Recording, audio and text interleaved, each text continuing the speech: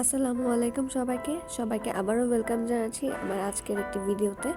আজকে আমি আপনাদের সাথে কোনো রেসিপি শেয়ার করছি না। আজকে আমি আপনাদেরকে দেখাবো হুইপ ক্রিমে কিভাবে মিন্ট কালার নিয়ে আসতে হয়।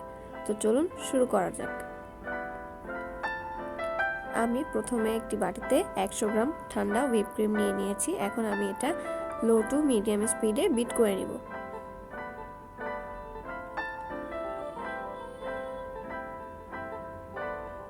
আমার বিট করা হয়ে গিয়েছে। এখন আমি দিয়ে দিচ্ছি 2 ড্রপ গ্রিন কালার এবং 1 ড্রপ ব্লু কালার। এই দুটো একসাথে বিট করে নিয়ে আমাদের মিন্ট কালারটা চলে আসবে। খুবই ছোট্ট একটা ভিডিও, আশা করি আপনাদের ভিডিওটি ভালো লাগবে।